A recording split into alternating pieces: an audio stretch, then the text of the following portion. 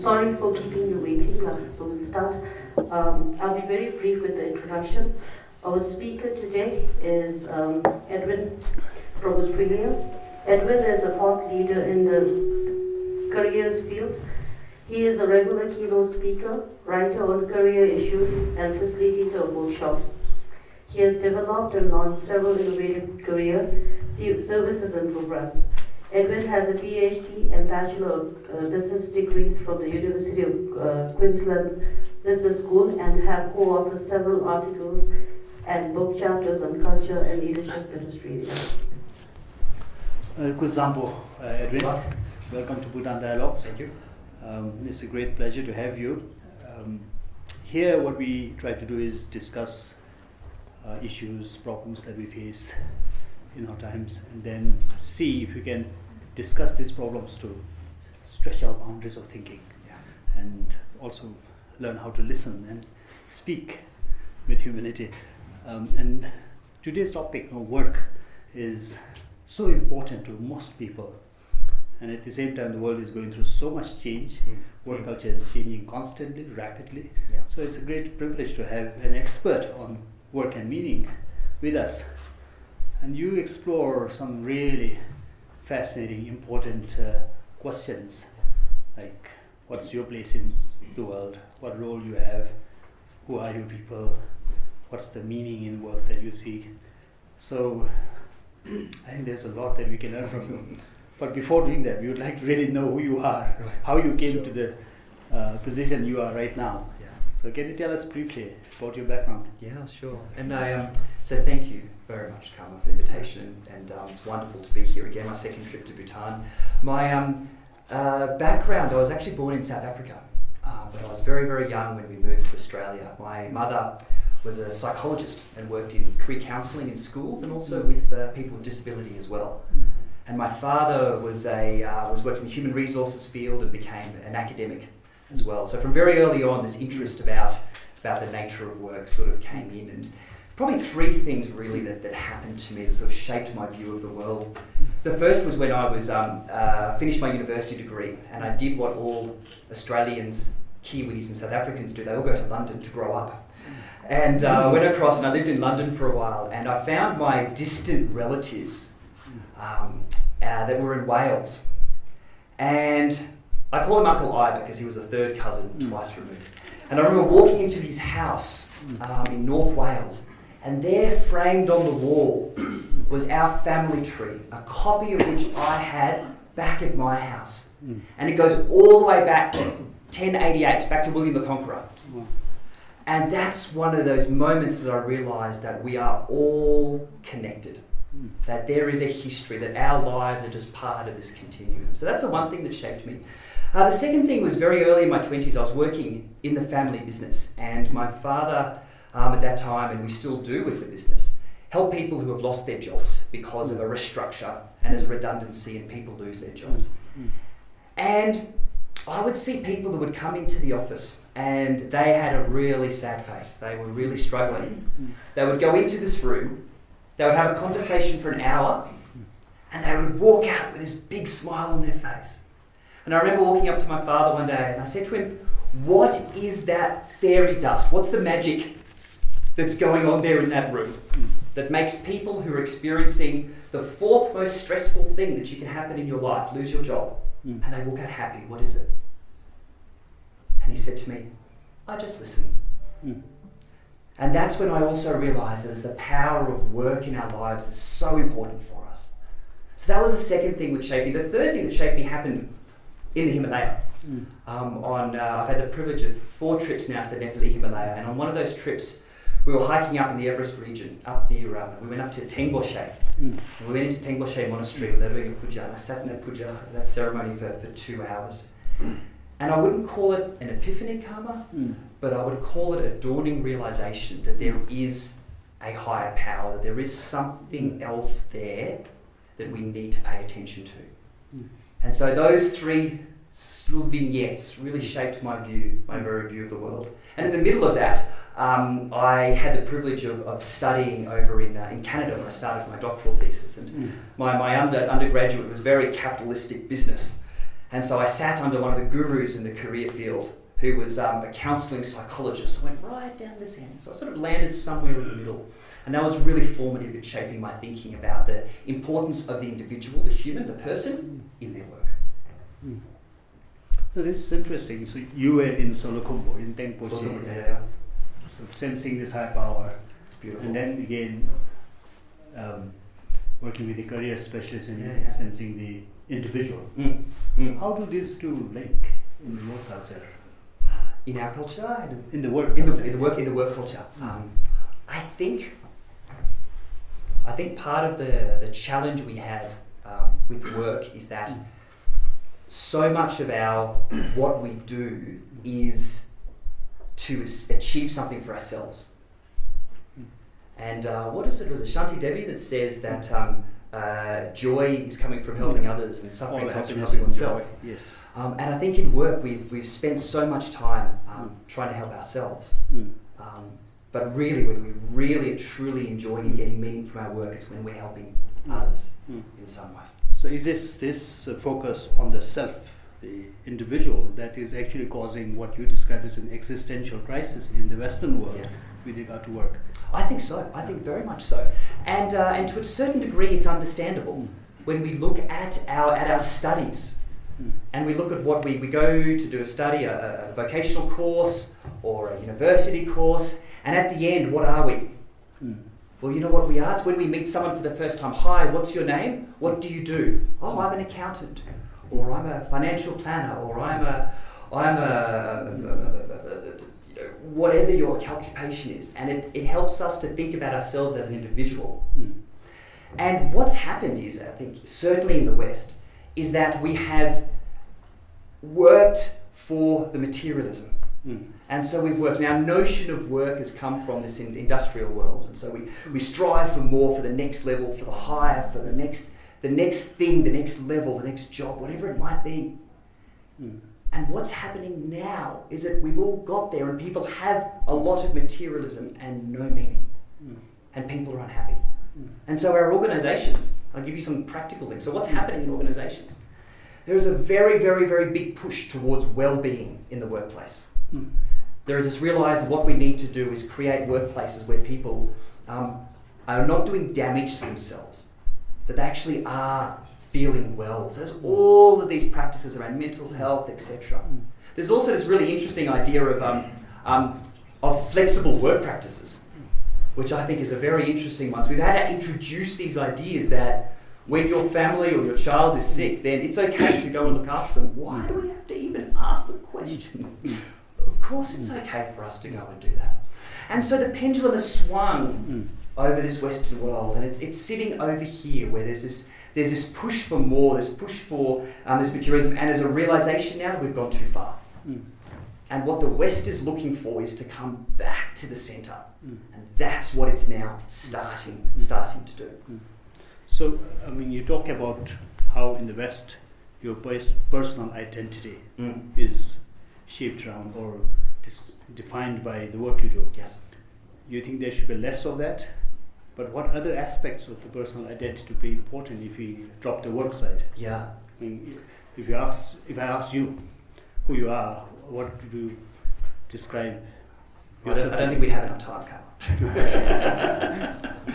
So I'll give you an example. There was a study. I'll give you a sporting example. There was a study done of professional golfers, and there was these two golfers that they interviewed, and they both had come to the end of their professional career and they could no longer be a golfer. And this one golfer, when describing herself, she described herself as an elite athlete, and everything she said was about golf. The other person, when talking about who she was and what she was, she said, yes, golf is part of it, but there's also my role as a family member, my interests in this, and it was more of a fragmented narrative, if you like, about it. What was interesting is they followed both people as they exited their role as professional golfers. And the first person really, really struggled, because all they thought about themselves was as a golfer. whereas the other person had all of these other identities, if you like. And our training makes us think about ourselves in a certain way. We do our studies, for example, and then we do continuous professional development, and all it does is reinforce how we think about ourselves. And as a result, we become fixed. So when something happens, and it turns out in our world a lot is happening all the time, people struggle to change and struggle to adapt. And so really what I think we need to do is to realise that who we are multiple identities, whatever that means to us, and that's okay. And it's okay to have these, almost like these overlapping circles. And at some point, some are more important than others. But the most important thing is that don't define yourself too tightly. Because as soon as you say, I am this, the world changes, and you're not that anymore. And that's very, very difficult. But in terms of communication, how practical would that be? For instance, if I were to say, I'm a brother sometimes, because I perform the role of a brother. I'm an artist if you're doing art as well. People need to get a way to relate to you through some kind of identity markers. So if you don't put focus on the work identity, what other factors should we take into? So to be able to adapt in this changing world, if our identity markers are less about the work itself, I am a social entrepreneur, I am a manager, whatever, more about your skills and what you can bring, then that changes across the time. So for example, you might describe yourself as, so rather than as the head of an organisation, in your case, I'm a social entrepreneur, I'm interested in different things. And your contribution is to help people stimulate good conversations. Now that opens up a different way of thinking about yourself. But these days I introduce myself as a jobless person. A jobless person. I finished my contract. Well, see, maybe you've actually transcended jobs, right? And these multiple things that you do at once. But now going back to this issue of the pendulum swing. You say the Western world has gone to the far extreme of materialism and individualism, and is coming back now. And I think in one of our conversations you mentioned how Bhutan actually is in a far more advantageous position. But to me it also seems like it's a prerequisite, almost a necessity for us to go to that extreme to realize what we have missed. Well, I would hope we don't have to go to that extreme. That's why we're having this conversation here. So maybe we don't go so far. But for instance, all these thousands of young men and women from Bhutan going to Australia. Yes, met lots of them. A lot of them don't have the same sort of sensitive understanding of work culture or meaning as you do. And that's because the economic forces are far stronger. So for a developing economy, perhaps this flexible time, free approach to work, unregulated, unroutinized work, will that be helpful?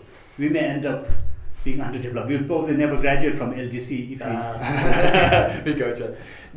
Let me give you an example. It happened today with this taxi driver I spoke to today. So let me step back. Back in the Western world, we're talking now about not just having one job, but talking about having a portfolio career. This means where we do multiple things, not just one. That gives us more flexibility. You might have multiple part-time jobs, you might have multiple interests, rather than just having the one job. Right? This is what people in the West are striving towards. They've gone this far, they've had this one job and it's burnt them out. And now they're going, no, we want more flexibility. So let's structure our career with these different options. Right? So this is what they're striving for. So today in the taxi, I speak to the taxi driver, lovely man. I speak to him, I said, so tell me, you drive a taxi? I said, yes. I said, do you do it full time? He goes, oh no, I drive a taxi. I also have a travel agent. I also run I do stock market trading as well. And I can't remember his fourth. He had a fourth one as well. So he had 4 jobs. So here was someone in Bhutan already having what so many people are striving for in the West. So this pendulum, I think, and the rapid growth of Bhutan over the past 12 years in particular has seen that pendulum about work coming. But what appears to be happening, and this is my hypothesis here, is that the notion of work is being adopted from the West. This notion that we have to work extremely hard, it's 9 to 5, and that idea has been then brought in to Bhutan, and it's like a really uncomfortable go, right? Just doesn't seem to fit, And maybe if we can think about it a bit differently, maybe we won't get to the development goals as fast as we need to. But if we can find this unique way of what work means in Bhutan, and put a bit of BST in there, some Bhutanese Scotch time in there, it might take a bit longer, but we'll have more meaning on the way. Well, I fully understand how the Bhutanese are having the current work culture a bit like an uncomfortable go, because we didn't really have this concept of weekdays or weekends, 9 to 5 jobs. If you even now look at the rural population, they don't really follow this kind of work regime. But then when you look at the situation in the West, and this is something I want to challenge you to. Okay. You think people should have flexible work time, that people should have multiple skills. Now that sort of thing, even in the West, is a privilege of the few, right? Most of the people probably don't at the moment, or can't at the moment think of different jobs that they can change easily. They don't have multiple skills. So to have something like that, you need a very robust education system to prepare them, and then a market that can engage them. So even in the West, is this really realistic? What percentage of Australians actually can swap jobs and go on having flexible time and different sort of careers? I don't have the percentage for you, but certainly there is a trend away from full-time jobs. That people are doing like 0.8 of a job, like 4 days a week or something. Now, yes, the what we haven't talked about here is the economic reality. You know, it's all fine having a dream for your future, but if you can't put food on the table today, what's the point?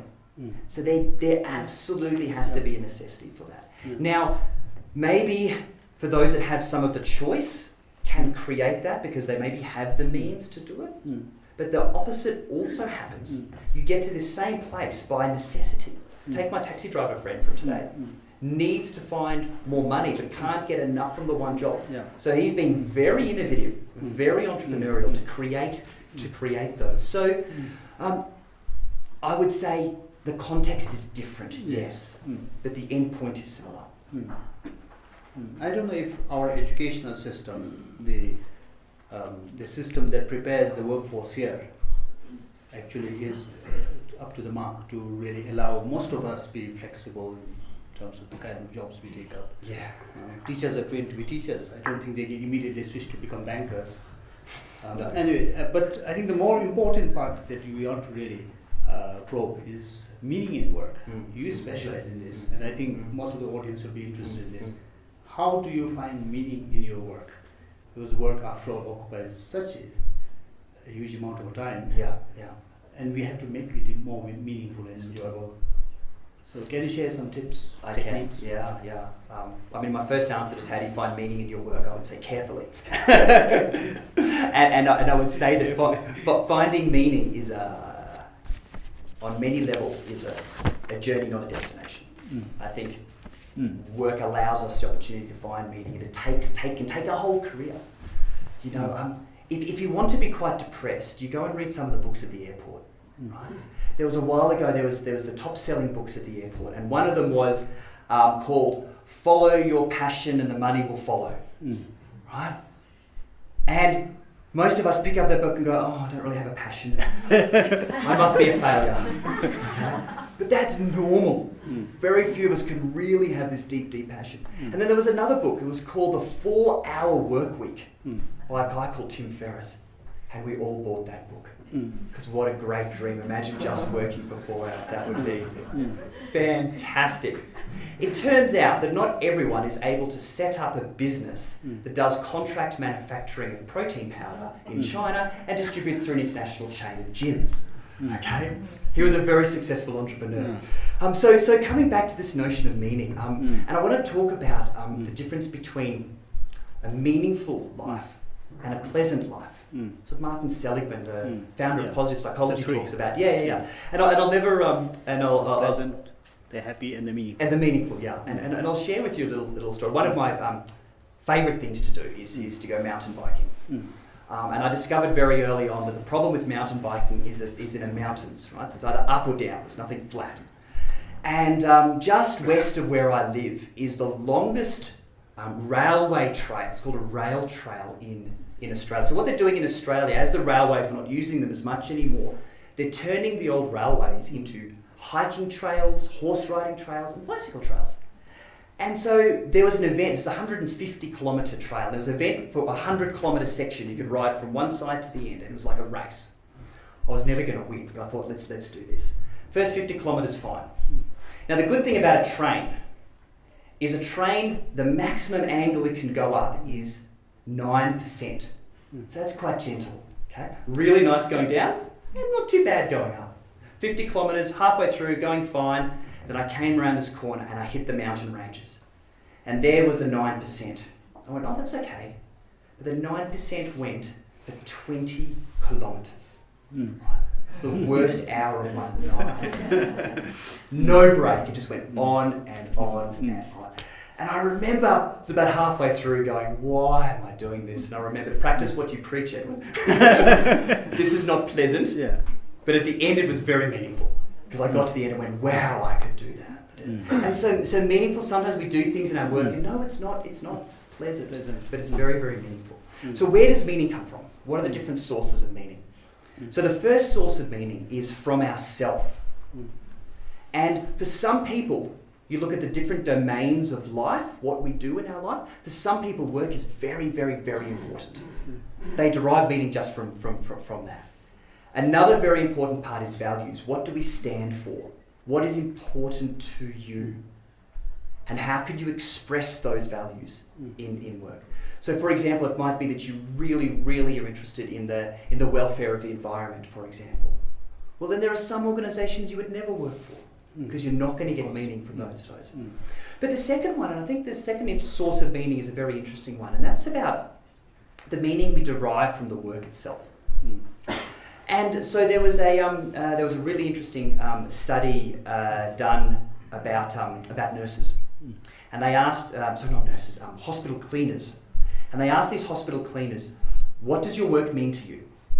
And there was one group that said that work for us means we are here for infection control, and they did a very good job, and they could measure that. They did a very good job.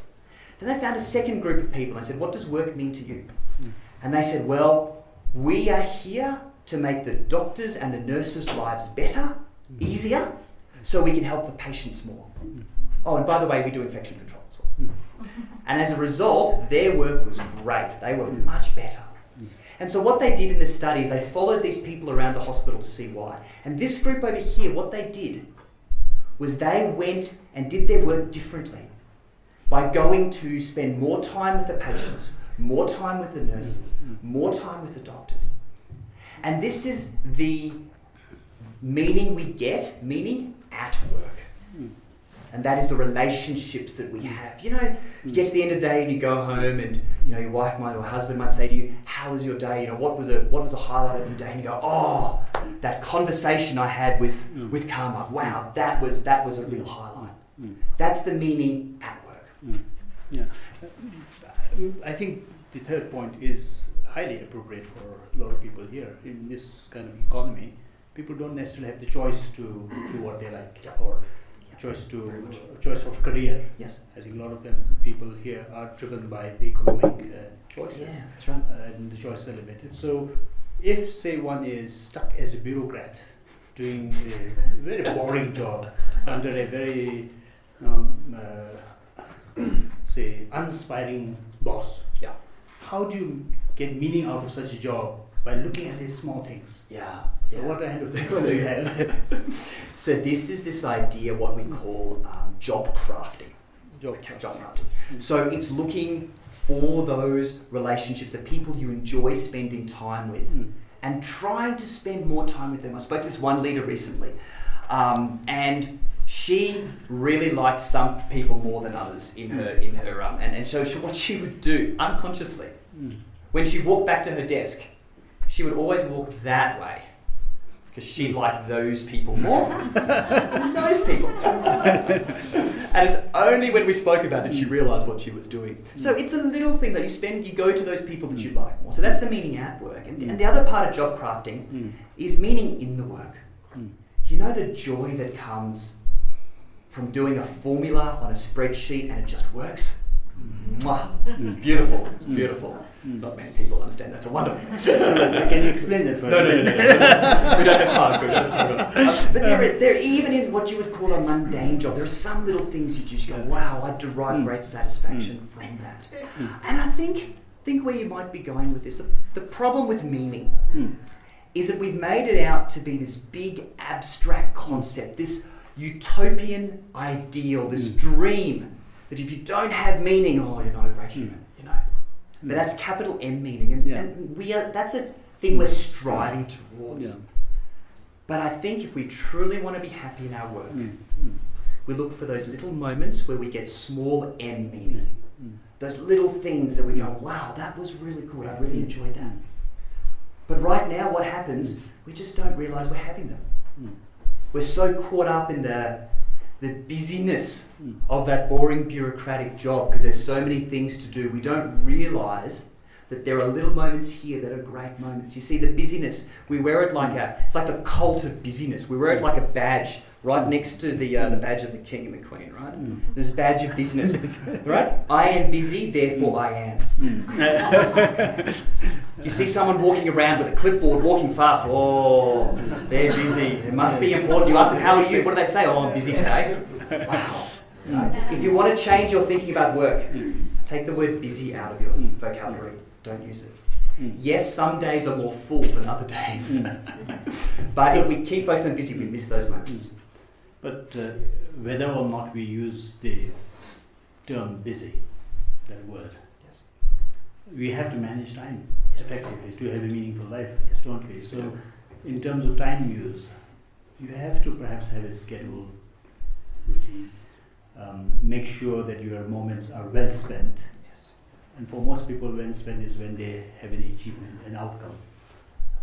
So what are your thoughts on time use? What are the best sort of ways of using time? Yeah, I think it's probably down to personal values. I think some people who want to make money will think that the time they spend doing business is more meaningful. This is true.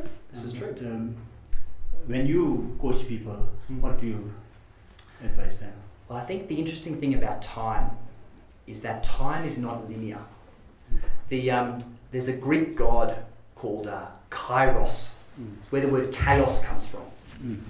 And there's also a term called kairotic time, which means, right now when you're listening to a speaker and it's really, really engaging, time goes just like that. Right? Or you go to a meeting and you go, is it over? And you look at your watch and it's only 10 minutes past the hour and you go, it goes slowly. So time goes at different paces. So I think first of all is to be aware of that time. There's a really good technique to practice some awareness of time, and it's called the third space. So we have work and we have home, but what's in the middle? What's that middle bit? We call this the third space. For me, my drive home, I have about a 25-minute drive home, but the last 10 kilometres is a windy road through the mountains with the trees, and there's no traffic. And that 10 minutes for me is my third space. That's the 10 minutes where I forget about work and I get excited about seeing my family. I wind the windows down, I just listen to the breeze, I turn the music up or I turn the music down, depends on the day. But that for me is that third space. So I think, I know another lady who had a very senior executive job, maybe it was a bureaucrat, I don't know. And when she got home, she wouldn't say hello to her family first, a bit strange. First thing she would do is go upstairs, have a bath and a glass of wine. Then when she was relaxed, she would come down. That was her third space. So I think that's a really good to be aware of what that is. But on a daily basis, how in all this busyness that goes on, where do you find that? So your third space is something that is available only to fully independent people, right? People who just totally control their lives. Yes.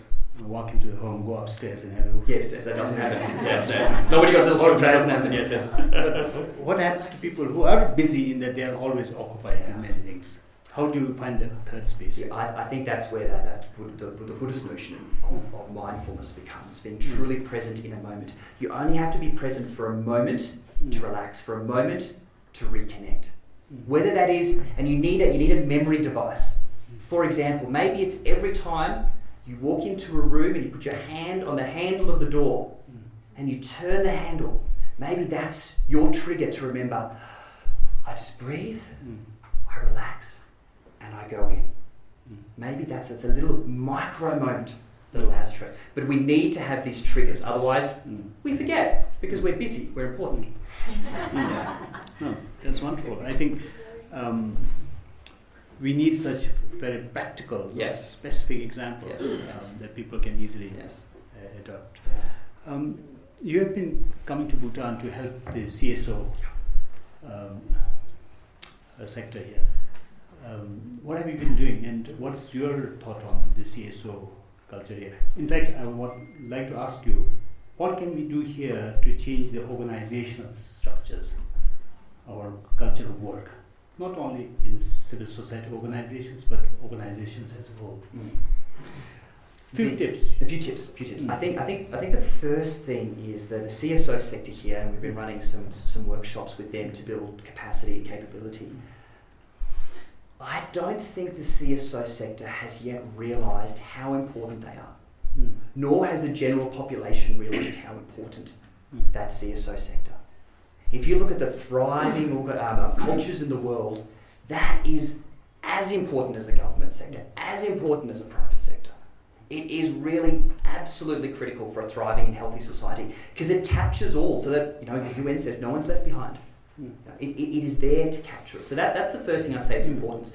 But what I don't think individuals have realised is we talk about meaning, and if we want to connect with the true purpose of work, go straight to the CSO sector. Because it is so close to where that meaning is. Now, whether that means you're going there to work as a job or you're going there to volunteer. Because if we can't get meaning from our boring bureaucratic job, then maybe the 2 hours you spend volunteering every Thursday afternoon, maybe that's where you get your meaning from. You see, we cannot get our meaning from one source. It's impossible. We have to have multiple sources. And that is, I think, one of the exciting things about what the CSO sector has.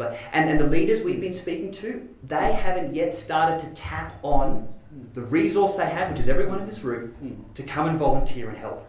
So watch out, they're coming for you. Actually, you should go to them. That's where you get the meaning from. Yeah.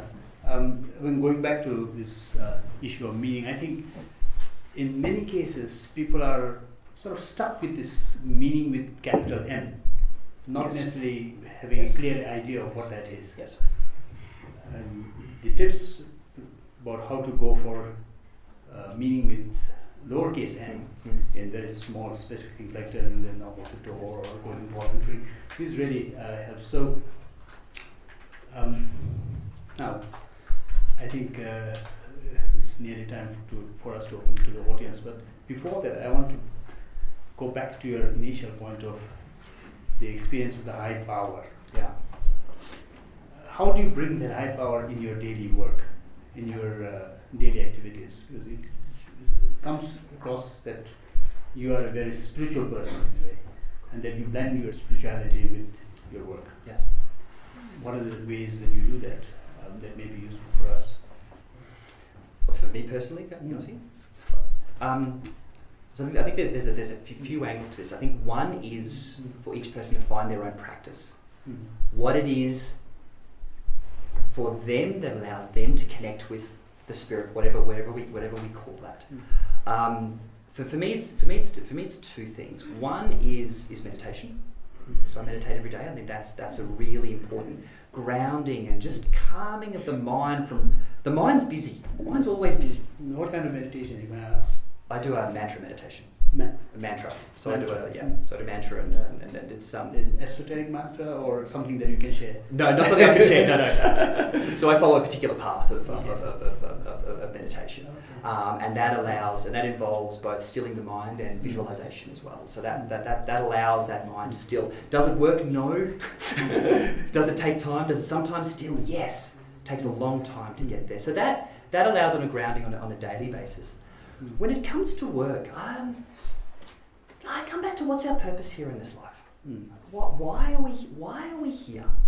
Why are we having this conversation? You're asking about the big M here. The big M, yeah. I'm asking about the big M. And maybe our purpose in life is to find the answer to that, to fully realise ourselves as a human.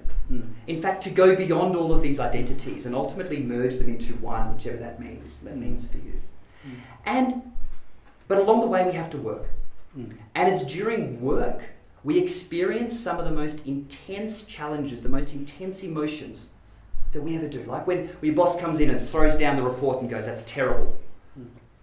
When you walk into a meeting and someone says, "Sorry, you don't have a job anymore." Work gives us these intense emotions. It's at these times that allow us to really grow as a human being. So rather than seeing something work, it's about embracing it as an opportunity for us to grow as a person, to grow as an individual. So it's that attitude. It's that attitude of what it is here for, and to be fully aware and realise what it is. Is it always going to be pleasant? No, there's going to be some horrible things that will happen throughout our career, but we can learn from them. And the problem that we all have is that we don't take the time to pause and reflect on what the learning is. We just roll from one crisis to the next crisis, and then we look back over the year and go, "How was your year?" And you go, "Terrible." What we need to do is to take those moments of pausing and reflecting, because it's from these experiences that we grow and we build our career. So I liken our career these days to Lego. Every experience we have is like another Lego brick, a different colour. It's not about, and our career is not about climbing a hierarchy. It's about getting as many different types of Lego bricks together as we can, different experiences. So when the next opportunity comes along, you can rearrange that Lego in a different way to be able to take advantage of that opportunity. That allows us to move forward. So self-growth and sort of building the capacity to be flexible, to be dexterous. Yeah. And I think this reflection, can I just say, it's a very esoteric concept, right? Make it practical. Make it practical. So I try and have a cup of coffee with myself every 2 weeks. Just me. And it's a great conversation. And I sit there with a cup of coffee and a blank piece of paper. And I usually write one question on the top, whatever's I'm grappling with. And I just spend that cup of coffee with that question and with myself. That's a great technique to be able to. The other technique I use very practically is called the continuous writing exercise. That's where you turn your stopwatch on for 10 minutes. You get a piece of paper and you get your pen and you start thinking about whatever you're worried about and start writing. If you don't know what to write, just write blah, blah, blah, blah, blah. And then eventually your subconscious catches up and you write really profound things. And you read them a few months later, you go, "Whoa, I actually was already there, I just didn't know it." That's reflection. Yeah. And do you offer yourself a second cup of coffee as well sometimes? Usually it's a double shot, so I'm wide awake. It is my one vice. Yeah, I mean, let's invite questions from the audience. My question is, usually when people come to this stage where you are, or you're talking about how you can help others, how all these, situations happen, people go through a breakthrough. When you reach to that realization yourself, when you're able to give people that will benefit. So how did you come to where you are? I think that in the beginning, Dr. Phuntsho asked this, but I still need to understand, because sometimes it's easy to say, but then there is so much behind the scene that you go through to get where you are. So the question is about my journey to get to this, to more of this journey.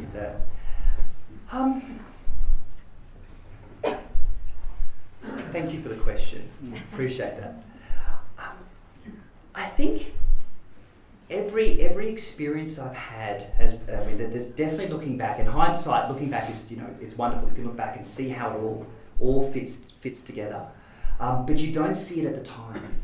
I think the one thing that's been really important for me along my journey has been to be aware of the opportunities that are there. You see, many of us, and many of you in the room here, are all going to experience as of high. I've been able to be exposed to many, many good opportunities, you see. But the enemy of the great opportunity are the good opportunities. There's only a few great ones, but there's lots of good ones. And so along the way, for me, it's always been, and in the West we call it luck. It's not luck. It's being open to what the opportunities are, and when they come, seize them. Take that opportunity and coming along. And so that has been, so where did I end up? Did I ever think I would end up in Bhutan and Bhutan Dialogues? I had no idea. This was not a plan. And there is no such thing as a career plan. It doesn't exist. Because there's this 4-letter word. Okay, it's called life. Life happens to us. And so for me, the thing that's allowed me to understand this journey to here is Lei Junje. I'm only here because of my karma that meant me to be here. Okay.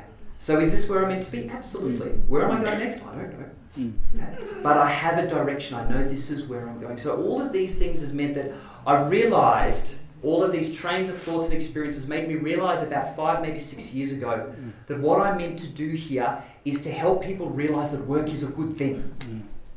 To make them realise that work is a positive thing, not a negative thing. And if I can shift one person, then I've achieved what I'm here to do, make a difference there. Thank you. I think the boundary between your private life and your work has become a lot clearer as time goes along. And do you see that as a positive development? And do you see the pendulum swinging the other way, where this boundary becoming a little bit more, a little bit murkier? And just your thoughts on how we should understand work vis-a-vis your private life? Yeah, sure. Great question, thank you. And I think it raises a really important point around our boundaries. And one of the challenges we have with work is that as the world has changed, we're now in this world where we have boundaryless careers, okay? Which means we're working across geographies, we're working across different organisations, we're working across different occupations across our life.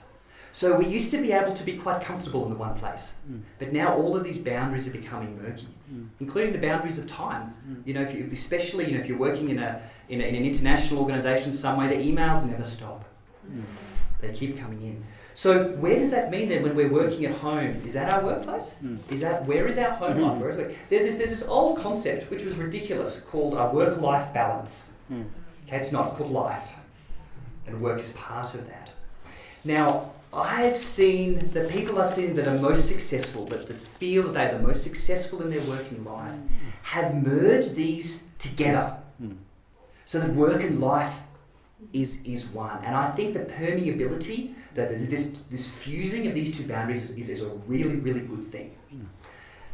Organisations haven't understood that yet, though. So they keep pushing more and more to us, keep pushing more, and so it's now work-life. You can work from home because of your device. So what it means, we're sitting at the dinner table, people, and they're working, checking emails, and we're impacting on our personal life. Is that the same position that your wife has?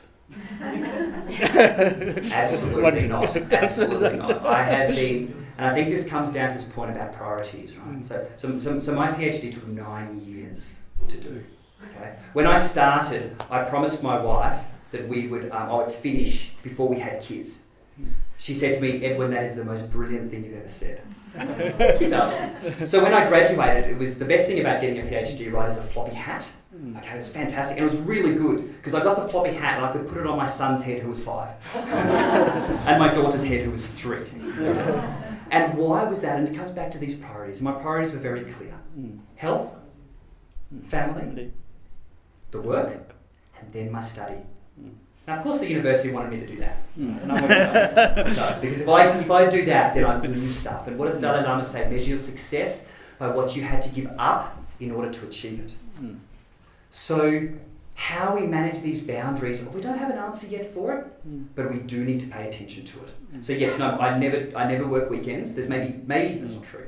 Maybe 2 weekends a year I do some work. And at night, I never work at night because I'm just too tired. So I've given up. I don't take work home. Thank you. Yes, Dr. Shi. Sorry, I'm taking another chance. There is by the way, I work for one of the kind of semi-CSOs. Full I didn't CSO. get to attend Full your CSO. training. That's okay. But Nuns Foundation. I'm just wondering, the meaning of life or meaning of work, whatever we do, I run a small organization with a few staff, but the meaning, only one person trying to find the meaning is not enough. We have to translate to each other, and the other party should understand the meaning you are talking about. That's why it's very difficult to communicate sometimes. Exactly you told before that, you were saying before that, in CSOs in Bhutan and the other public, I don't think they understand very well our roles and meaning of our lives and work. And exactly within a very few days of staying here, you have observed correctly. Because again, the meaning of work and meaning of life, what we are trying to do as a non-profit organization, what we understand and what we are aiming at doing, the general public, even including the government, I don't think we are communicating well and translating. I don't think we are working in different, we are in different cocoons. So it's very difficult. So I don't know, even in Bhutan, of course, we are talking about somewhere outside the country, other world where they have gone, the meaning of life and work has gone beyond control. But as though you're observing, like we are still yet to, have that. So I don't know. I'm still struggling with that as well. Yeah. I'm not sure if this is an answer to your question, but what goes through my mind as you're talking is that communication. Is that how do we communicate to others about what we do? And how do we communicate that meaning and that value in what we do? And I would go right back to the foundations of what has created this amazing culture here in Bhutan. And the very foundation of this entire culture are the stories that were told. And the fact that it's an oral tradition here. And when we try and communicate using these other ways of communicating because we got some template from the West that said we must communicate in this way, it's like, it misses that richness. And I think if we can share more stories about the impact that we're having, share more stories about how we're making a difference, share stories so other people can make meaning from that, that's all we need to do. Because us humans, we are meaning-making creatures. Every day, we make meaning of this. In the 1950s, there was a cognitive psychologist called Jerome Brunner. And he was interested in how we know stuff. Okay? He used more fancy words, but how we know stuff. And so what he did is he got a tape recorder. Do you remember those? The old things you used to open with the button? Yeah, tape recorder. And he got the tape recorder and he put it under the bed of his granddaughter who was 3 years old. And he recorded what she said as she was going to sleep. And when she would sleep, like all 3-year-olds girls would do, turns out all girls keep talking, she would just talk, blah, blah, blah, blah. And she would talk about her day and what happened. When he transcribed those stories, he found that she was talking in a fully structured narrative. And so that's when he realized the way in which we know stuff is either the logical scientific way or through the narrative mode of knowing. So when you tell a story, when you share what you're doing, other people will make sense of it. Whatever it means for them, they'll put their own meaning on it. Just tell a story. Yes. Good afternoon, everybody, and thank you very much for the opportunity. Here, I would like to, differ a little bit with your version of job craft. In your job craft, you say that the answer of the 2 nurses. Saying that one nurse is saying that they are there for controlling the antibiotic, bacteria. Other says they are there for helping the doctors and the sisters. But is this answer satisfies to you? To me, it is not satisfying because whatever job you do it, you may be doing for their own self, out of compulsion or out of economic pressure, out of not getting the good opportunities or chances.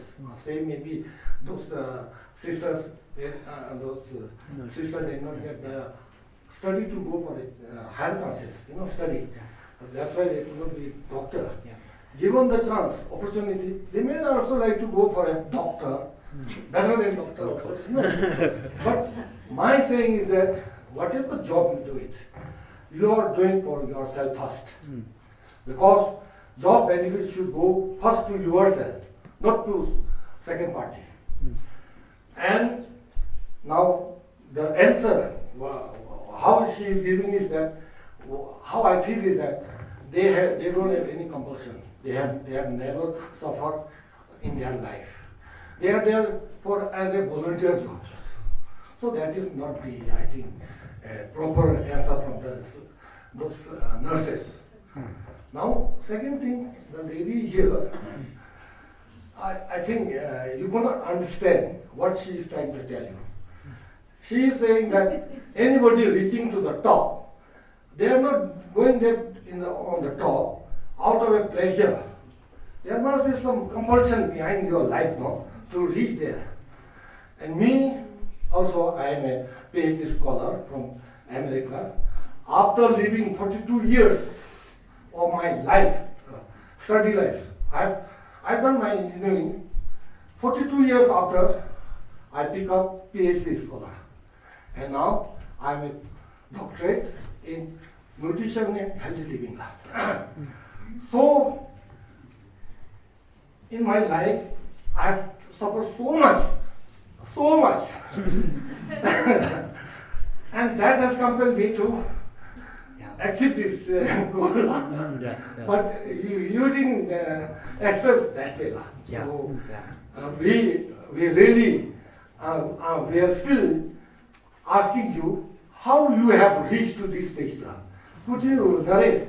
From your originality, you seem to be from Africa, and Africa is very, trouble between British and then black and white problems, Perhaps you could have, got a life lesson from there. So you are compelled to reach to this stage. So that was we are expecting from you. Yes. Thank you for your comments, and on some levels I think we are saying the same thing with different words. And I think this suffering, I think it is so important, because the suffering produces compulsion. We have to do things when we're in a situation where suffering, whatever it means, whether we don't have money or whether we're in a difficult family situation. These are things we have to get through. And we can't live on this material world without suffering. That's absolutely what is here. But let me share with you a little story of Africa. So I spent 2 years in primary school. So I was maybe 9 years old and 10 years old back in South Africa. Right? And I'll never forget walking down the shopping mall. I was with my mum. I was walking down the shopping mall, and there was a lot of black people and there was white people. Okay, but none of the black people would get out of my way. I was having to move around. And I went to my mother that night and I said, "Why is that?" And so she explained there this terrible, terrible thing called apartheid. And she explained to me some of the danger that my family was in, because my dad was advocating for equal pay for blacks and whites at the university. Our house got broken into because of that. And that moment, talking about a personal share here, it was that made me realize we are all one person. We are all equal and we are all suffering. And so what do we do with our work? We try and help us to move past that. We will all hear, everybody here in this room at some point, even maybe it's now, where there's just not enough money. Okay? And we do whatever we can to try and make that money. And then we get to that privileged place where we do have spare money, then maybe we can pursue some of these other ideas that we really want. Some people are born into that ability, that situation where they can pursue their dreams straight away, and that's, clap to them, that's wonderful, but not for all of us. Jerry, you have a last question. Edwin, this is a double-barrel question. I wish to become a better listener, and I wish to increase my creativity. Can you give me two tips on how I can become a better listener, and 2 tips on how I can become more creative? Okay, listening. When we're in a conversation, what does our mind do when we're in a conversation? Someone else is talking. What's our mind doing? Yeah. Chattering. It's chattering. And what is it doing most of the time? It's thinking about, what am I going to say next? So even when Jerry was talking about the question, I had to quickly shut up my mind. No, don't think about what the answer is. Just listen. So the first tip is pay attention to what the person's saying and stop your mind from thinking about what you want to say, because that's just your ego. The second thing, when it comes to listening, is to be really intent on that person that's there, to take away those distractions. A tip when you go into meetings, someone gave me this tip, I do it all the time now. Do not put your mobile phone on the table when you're having a conversation with somebody. Because when you put that on the table, what does that say to the other person? It says you and my phone are equal. Put it away. I've lost my phone a few times. I've left it on tables, chairs as a result. But it's about being there and being fully present in that moment and taking those distractions away. So that's the 2 tips on very practical things on listening. On creativity, I would say the number 1 tip on creativity in my mind is the first 2 tips. First 2 tips is to listen to other people. The best ideas come from, not from you, but from what other people are saying. Google Scholar says we stand on the shoulders of giants. Okay? There's no new idea, let's be honest here. The great ideas, the great creativity comes when we take an idea from one domain and translate it into another domain. Which means surround yourself with different people, diversity, and practice listening through that, and always use the word and. So take their idea and go, yes, and. Never yes, but. Always yes, and. Now, in the process of this self-actualization, one of the things that we encourage is for people to read. And as a token of appreciation for coming as a guest to Bhutan Dialogues, we offer you 2 books. Yep. And we then ask what 2 books, or which 2 books you chose, and why. So Why, can you share that with us? And can I pick these up? Yes. We've even got props here. This is a very organised event. Okay. So the first one is written in the 1940s. Sorry. Yeah. It's by a German author called Hermann Hesse. Luckily, it's been translated to English. He also wrote Siddhartha, which is a really interesting take on Buddha story. It's a lovely story.